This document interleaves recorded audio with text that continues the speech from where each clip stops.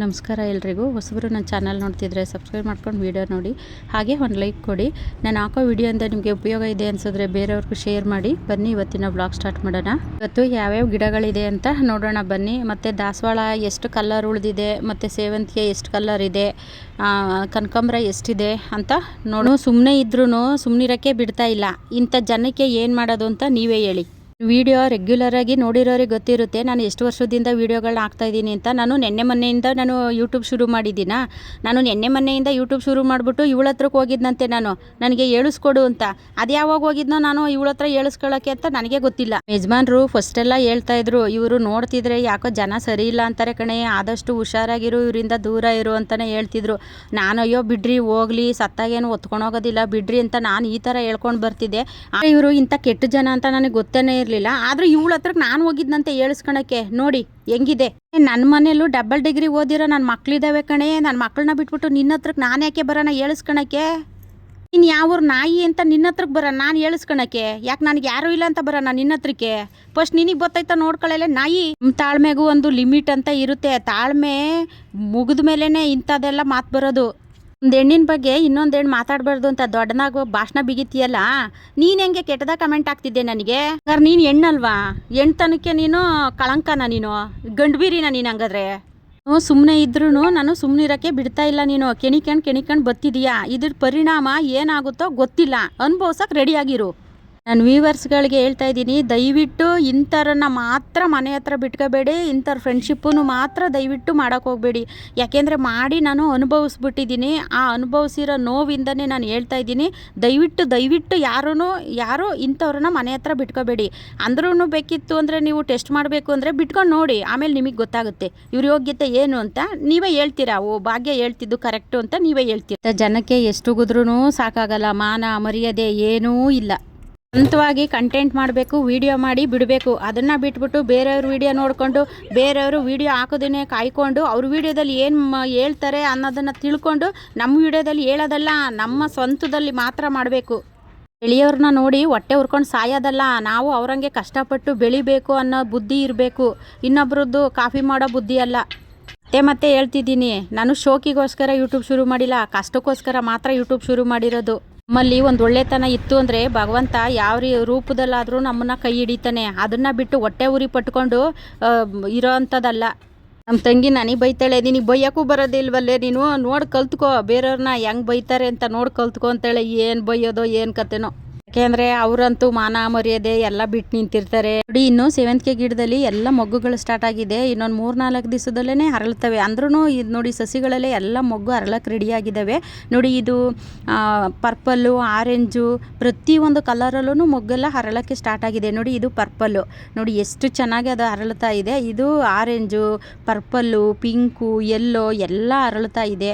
ಬೇಕು ಅನ್ನೋರು ಬುಕ್ ಮಾಡ್ಕೊಳ್ಳಿ. ನೋಡ್ತಿದ್ರಂತೂ 2 ಕಣ್ಣು ಸಾಲೋದಿಲ್ಲ, ಅಷ್ಟು ಚೆನ್ನಾಗೆ ಸಸಿಗಳಿದ್ದಾವೆ. ನಿಮ್ಮ ಹತ್ರ ಎಷ್ಟು ಕಲರ್ ಇದೆ ಅದು ಫೋಟೋ ಕಳಿಸಿ ಅಂತ ಕೇಳ್ತೀರಾ. ದಯವಿಟ್ಟು ಕೇಳಬೇಡಿ, ಯಾಕೆಂದರೆ ನನಗೆ ತುಂಬ ಕೆಲಸ ಇರುತ್ತೆ.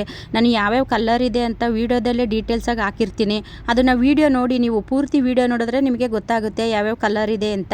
ವೀಡಿಯೋ ನೋಡಿಬಿಟ್ಟು ನನಗೆ ಸ್ಕ್ರೀನ್ಶಾಟ್ ತೆಗೆದು ನನಗೆ ವಾಟ್ಸಪ್ಪಲ್ಲಿ ಕಳಿಸಿದ್ರೆ ನಾವು ನಿಮಗೆ ಕಳಿಸೋದಕ್ಕೆ ಅನುಕೂಲ ಆಗುತ್ತೆ. ಇನ್ನು ಗ್ರೀನಲ್ಲೂ ನೋಡಿ ಎಷ್ಟು ಚೆನ್ನಾಗಿ ಮೊಗ್ಗೆಲ್ಲ ಅರಳ್ತಾ ಇದೆ. ಮತ್ತು ಒಂದು ಕಲರಲ್ಲಿ ಎಷ್ಟು ಸಸಿ ಬೇಕು ಅದನ್ನು ನೀಟಾಗಿ ಕಳಿಸಿ. ಯಾಕೆಂದರೆ ನಾನು ಒಬ್ಬಳೇ ಇರೋದ್ರಿಂದ ಎಲ್ಲ ಕೆಲಸ ಒಬ್ಬಳೇ ಮಾಡಬೇಕು.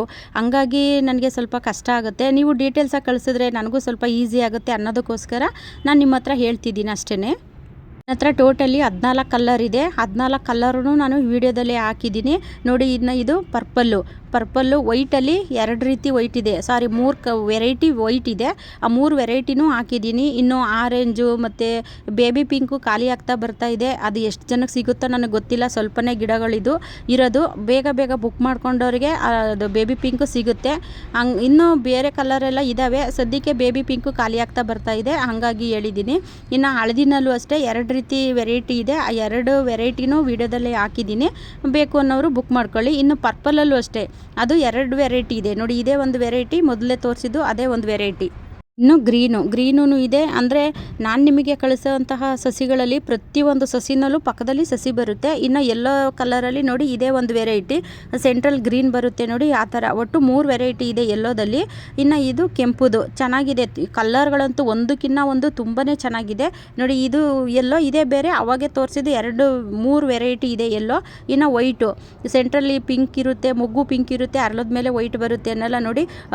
ವೈಟಲ್ಲೂ ಅಷ್ಟೇ 3 ವೆರೈಟಿ ಇದೆ. ಅಂದರೆ ಎಷ್ಟು ಕಲರ್ ಇದೆ ನಾನು ಅಷ್ಟು ಕಲರ್ನು ವೀಡಿಯೋದಲ್ಲಿ ಹಾಕಿದ್ದೀನಿ.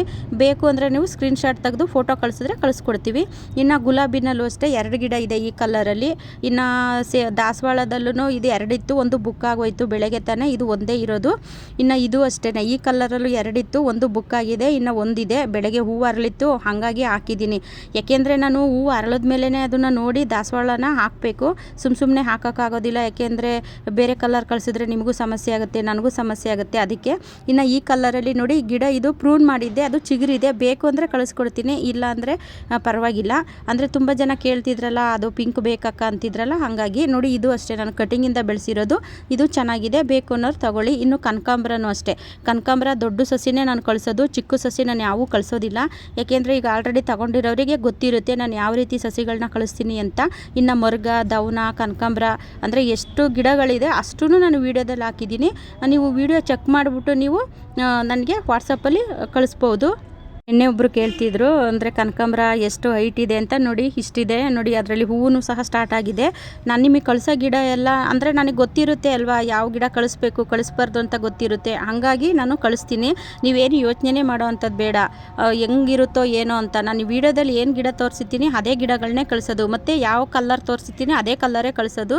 ಇನ್ನೂ ಸ್ವಲ್ಪ ಮಳ್ಳೆವಿನ ಗಿಡ ಇದೆ, ಅದು ಬೇಕು ಅನ್ನೋರು ಬುಕ್ ಮಾಡ್ಕೊಳ್ಳಿ. ಮಳ್ಳೆವಿನ ಗಿಡ ಸ್ವಲ್ಪನೇ ಇರೋದು, ಅದು ಬೇಗ ಬುಕ್ ಮಾಡ್ಕೊಂಡವ್ರಿಗೆ ಸಿಗುತ್ತೆ, ಯಾರಿಗೆ ಸಿಗುತ್ತೋ ಗೊತ್ತಿಲ್ಲ. ಈ ವಿಡಿಯೋ ಇಷ್ಟ ಆದರೆ ಬೇರೆಯವ್ರಿಗೂ ಶೇರ್ ಮಾಡಿ. ಮುಂದಿನ ವಿಡಿಯೋದಲ್ಲಿ ಸಿಗ್ತೀನಿ. ಎಲ್ರಿಗೂ ಧನ್ಯವಾದಗಳು.